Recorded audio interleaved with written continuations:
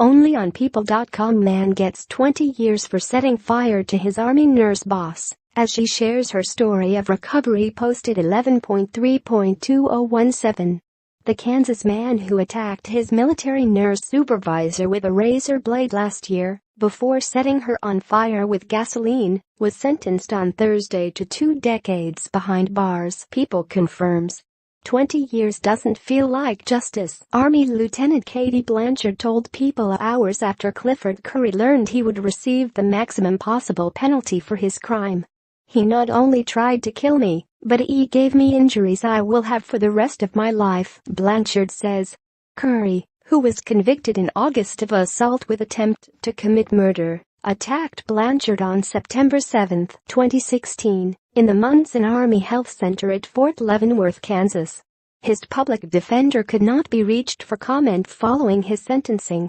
The pair had worked together for a year, during which Curry, a civilian employee in an administrative position at the hospital, made threatening comments to Blanchard, she says, and she says she told her supervisors she feared for her life.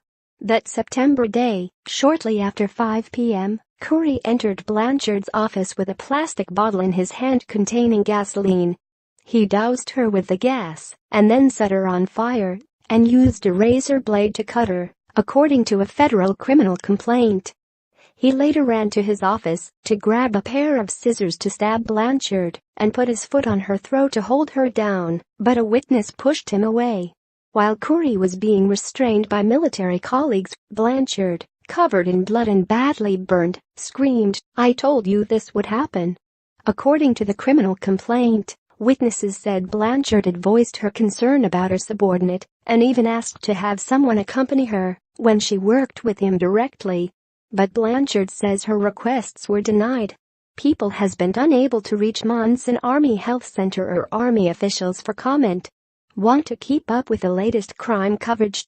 Click here to get breaking crime news, ongoing trial coverage and details of intriguing unsolved cases in the True Crime newsletter. Blanchard previously told People that since a January 2016 dispute with Curry, he had behaved in an aggressive and threatening manner toward her, including cornering her in an office and yelling at her.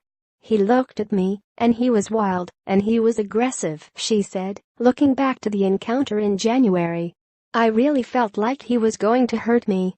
From that moment on, Blanchard spoke to multiple supervisors at the hospital, even submitting a memorandum for behavioral issues, she said. No action was taken, she alleged. "When I was lying on the ground, I just thought you guys did this, you knew this was going to happen, and you allowed this to happen," she told People in August. "I felt utterly let down." At Curry's sentencing this week, the judge reportedly said his evil act sentenced Lieutenant Blanchard to a lifetime of continued torture. "My heart is filled with sorrow for you," the judge told her.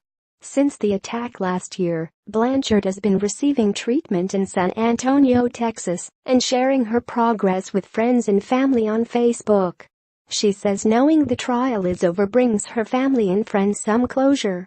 "My family feels peace that Curry will be in prison and things worked out the way they did, but I do think my family has dealt with so much this last year that it's hard to come back from that," Blanchard tells People.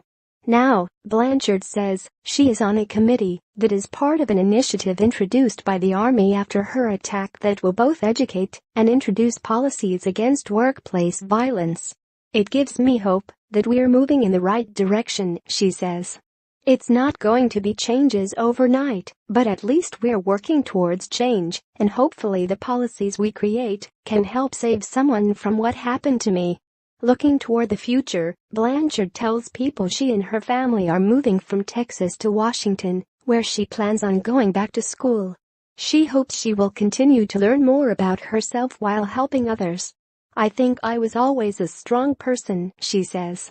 "I just don't think you know how strong of a person you are until you're put in that position, and then you see yourself and you're like, I can keep doing this. And one day, a year later, you look back and you're like, wow,